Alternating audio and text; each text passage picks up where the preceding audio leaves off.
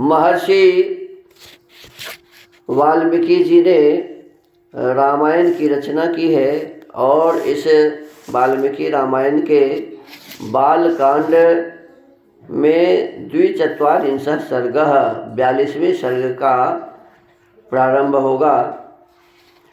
पिछले सर्गों में बताया गया था कि अंशुमान अपने चाचाओं को खोजते हुए जहाँ उनके चाचाओं को जला दिए थे कपिल ऋषि, वहाँ पहुँच गए।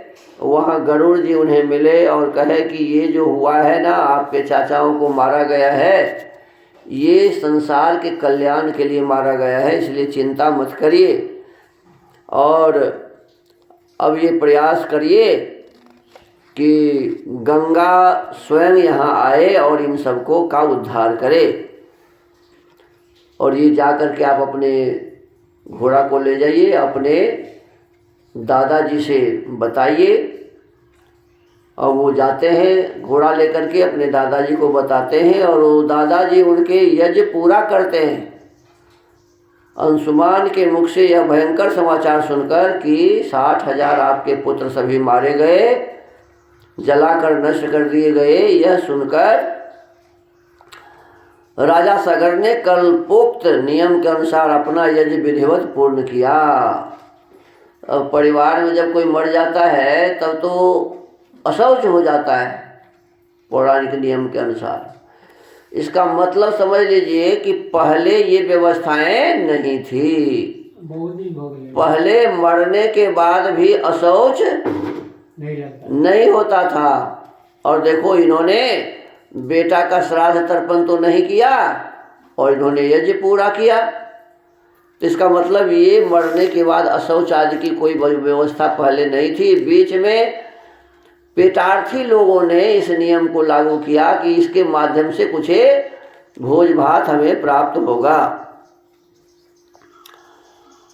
अब कहते हैं, यज्ञ समाप्त करके पृथ्वीपति महाराज सगर अपनी राजधानी को लौट आए। वहां आने पर उन्होंने गंगा जी को ले आने के विषय में बहुत विचार किया, किंतु वे किसी निश्चय पर न पहुँचे। दीर्घ काल तक विचार करने पर भी उन्हें कोई निश्चय उपाय नहीं सूझा और 30,000 वर्षों तक राज्य करके फिर वे स्वर्गलोक को चले गए। माने सगर के जीते जी उनके पुत्र उद्धार नहीं हुए।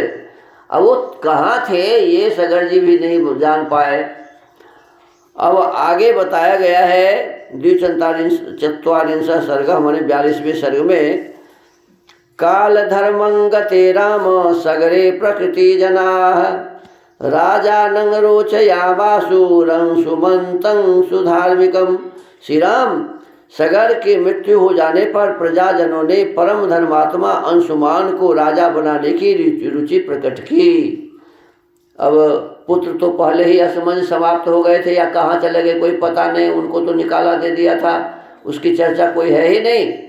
इसके पश्चात में जो असमंज के पुत्र अंशुमान थे, इनको राजा बनाने की बात चली। स्वराजा सुमहानासी दंशुमान रघुनंदन तस्य पुत्रो महानासी दिलीप इति विश्रुतः। रघुनंदन अंशुमान बड़े प्रतापी राजा हुए, उनके पुत्र का नाम दिलीप था। अब दिलीप जो हुए सो अंशुमान का पुत्र थे और भगवान राम के सभी पूर्वज थे। वह भी एक महान पुरुष था। तस्मै राज्यं समादिश्य दिलीपे रघुनंदन हिमवत् शिखरे रम्ये तपस्तेपे सुदारुणम। रघुकुल को आनंदित करने वाले वीर अंशुमान दिलीप को राज्य देकर हिमालय के रमणीय शिखर पर चले गए और वहाँ अत्यंत कठोर तपस्या करने लगे। अब जब बेटा योग्य हो गया दिलीप, तो अंशुमान जी भी चले गए कहाँ? तपस्या करने के लिए हिमालय में। 32,000 वर्षाणि सुमहायसा तपोवन गतो राजा स्वर्गं लेभे तपोधन। महान यशस्वी राजा अंशुमान ने उस तपोवन में जाकर 32,000 वर्षों तक तप किया। कितने जी? 32,000 वर्ष तक ये अंशुमान जी तप करते रहे। ये ऐसे 32,000 वर्ष तक कोई जीता है क्या? माने ये सब कपोल कल्पित बातें हैं। 32,000 वर्षों तक तप किया। तपस्या के धन से संपन्न हुए उस नरेश ने वही शरीर त्याग कर स्वर्गलोक प्राप्त किया। अब दिलीप के पिताजी अंशुमान तपस्या करते करते वहीं मर गए, वहीं उनका जीवन समाप्त हो गया और स्वर्ग को चले गए। दिलीपस्तु महातेजा श्रुत्वा पैतामहं वधम दुखोपहतया बुद्ध्या निश्चयं नाध्यगच्छत। अपने पितामहों के वध का वृत्तांत सुनकर महातेजस्वी दिलीप भी बहुत दुखी रहते थे। अब देखो, अब अंशुमान अपने बेटा दिलीप को भी बता दिया था कि आपके सभी माने दादा, बहुत सारे दादा, 60,000 दादा मारे गए हैं, उनका वध कर दिया गया है। तो यह सुनकर दिलीप बहुत दुखी रहते थे। अपनी बुद्धि से बहुत सोचने विचारने के बाद भी वे किसी निश्चय पर नहीं पहुंच सके। अब देखो, सगर भी सोचते रहे, कुछ नहीं हुआ। अंशुमान भी तपस्या करते रहे, कुछ नहीं हुआ। और दिलीप महाराज भी सोच सोच कर परेशान होते रहे, कुछ मिलने वाला नहीं था, कुछ भी नहीं हो पाया, कोई निश्चय नहीं कर पाए। कथं गंगावतरणं कथं तेषां जलक्रिया तारयेयं कथं चैता नित्य चिंता परोभवत। वे सदा इसी चिंता में डूबे रहते थे कि किस प्रकार पृथ्वी पर गंगा जी का उतरना संभव होगा। इसका मतलब राजा दिलीप के समय तक पृथ्वी पर गंगा नहीं थी। इसके अनुसार, इस रामायण के अनुसार कैसे गंगा जल द्वारा उन्हें जलांजलि दी जाएगी और किस प्रकार मैं अपने उन पितरों का उद्धार कर सकूंगा, यह सोचते रहे। तस्य चिंतयतो नित्यं धर्मेण विदितात्मनः पुत्रो भगीरथो नाम यज्ञे परम धार्मिकः। प्रतिदिन इन्हीं सब चिंताओं में पड़े हुए राजा दिलीप को, जो अपने धर्माचरण से बहुत विख्यात थे, भगीरथ नामक एक परम धर्मात्मा पुत्र प्राप्त हुआ। अब देखो, इसमें सगर के पुत्र असमंज, असमंज के पुत्र अंशुमान, अंशुमान के पुत्र दिलीप और दिलीप के पुत्र कौन हुए? भगीरथ। कौन हुए जी? भगीरथ। तो ये धार्मिक पुत्र जन्म लिए। दिलीपस्तु महातेजा यज्ञैर्बहु भीरिष्टवान् 63 वर्ष सहस्राणि राजा राज्यमकारयत्। महातेजस्वी दिलीप ने बहुत से यज्ञों का अनुष्ठान तथा 30,000 वर्षों तक राज्य किया। कितने हजार वर्ष? 30,000 वर्षों तक राज्य किया। अब आगे कहते हैं,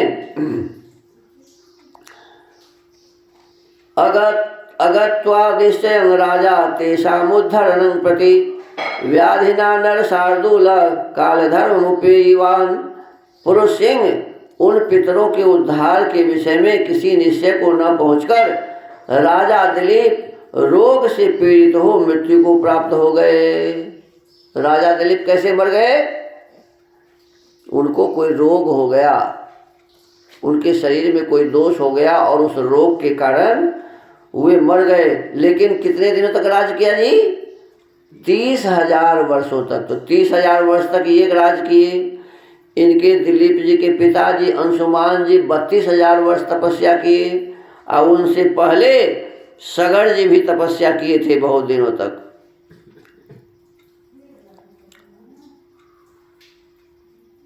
माने ये सभी तपस्या के पश्चात मृत्यु को प्राप्त होते गए। और अब समय आएगा भगीरथ जी का। इंद्रलोकं गतो राजा स्वार्जिते नैव कर्मणा राज्ये भगीरथं पुत्रमभिषिच्य नरर्षभ। पुत्र भगीरथ को राज्य पर अभिषिक्त करके नरश्रेष्ठ राजा दिलीप अपने किए हुए पुण्य कर्म के प्रभाव से इंद्रलोक में गए। अब इसमें बताया जाएगा कि भगीरथ ने क्या काम किया। तो भगीरथ ने ही गंगा को पृथ्वी पर लाने का काम किया। अब ये विषय आगे चलेगा। तो आज के इस रामायण के स्वाध्याय के क्रम को यहाँ विराम देते हैं। हम आपको ये विचार करना चाहिए, इसमें जो इतने इतने वर्षों तक तपस्या की बात इसमें लिखा गया है कि सभी का 30-30 हजार वर्ष, 32-32 हजार वर्ष तक लोग जीवित रहे और तब तक यहाँ राज करते रहे। 30 हजार वर्ष तो वो भी सगर भी जीवित रहे थे। 30 हजार वर्ष वो, 32 हजार वर्ष अंशुमान और दिलीप भी 30 हजार वर्ष। अब कितना हो गया? 30 दूनी 60 और 32 92 हजार वर्ष तक ये लोग तपस्या करते हुए गंगा को पृथ्वी पर लाने का कोई उपाय नहीं सोच सके। अब आप बताओ, ये 92 हजार वर्ष तक वो जो 60 हजार पुत्र थे इनके सगर के, उनका राख वहीं ढेर पड़ा रहा होगा कि सब उड़ गया होगा? रहा होगा क्या? 32 हजार वर्ष तक जब वो कोई देखने सुनने, माने 92 हजार वर्ष तक जब कोई देखने सुनने वाला रहा ही नहीं, तो वो राख कहाँ गया? कोई अता पता है? और गंगा है थी ही नहीं। और इतने दिनों तक उन लोगों को उद्धार करने का कोई उपाय मिला ही नहीं। तो ये सब बातें समझ में आ रहा है कि ऐसे ही लोगों ने अपने मन की कपोल कल्पित बातों को लिख के इस रामायण में मिला दिया है। इससे कोई मतलब नहीं। इसका सीधा सीधा इतना ही मतलब समझो कि सगर के पुत्र असमंज थे, असमंज के पुत्र अंशुमान हुए, अंशुमान के पुत्र राजा दिलीप हुए, दिलीप के पुत्र भागीरथ जी हुए, वो भी राजा बन गए दिलीप जी के जाने के पश्चात। तो इस प्रकार से ये क्रम है इनका, माने भगवान राम के वंश का, ऐसा हमें जानना चाहिए। और ये जो बातें लिखी हुई है कि 32 हजार वर्ष, 30 हजार वर्ष तपस्या करते रहे, जीवित रहे, ये सब बातें सही नहीं है। और गंगा को लाने की वाली बात जो है लिखी हुई है, ये भी सही बात नहीं है। अरे गंगा तो परमात्मा की व्यवस्था में जैसे ही वर्षा होती है तो पहाड़ से जब पानी आता है तो पानी जिधर से निकलेगा तो कोई न कोई नदी बन जाती है। तो ये तो सृष्टि के आदि में ही ये हो गया होगा। सृष्टि के आदि में ही वर्षा हुई होगी और हिमालय से जब वर्षा की पानी नीचे आई होगी तो उसी में नदियाँ बनी होगी, तो गंगा भी बनी होगी। ये जरूर है कि गंगा भी अपना पानी चलते चलते कभी इधर से चली जाती है, कभी उधर से चली जाती है। तो एक तरफ से जैसे कब हम लोग सुनते हैं कि ये जो हमारे गुरुकुल के बगल में जो नदी जैसे है, पहले कमला नदी यहाँ चलती थी, हम लोग सोचते हैं। अभी कमला नदी यहाँ से 30-40 किलोमीटर पूरब है। तो ये ऐसा होता है कि कभी यहाँ से चल रही है तो कभी आगे से चली जाएगी, इस प्रकार से बातें होती है। लेकिन पृथ्वी पर तो नदी सृष्टि के आदि में जब वर्षा प्रारंभ होती है तभी से नदियाँ बन जाती है। तो हमको ऐसा जानना चाहिए। अब इस प्रसंग को वाल्मीकि रामायण से हम कल जानेंगे। आज के इस स्वाध्याय को यहीं विराम देते हैं। ओम।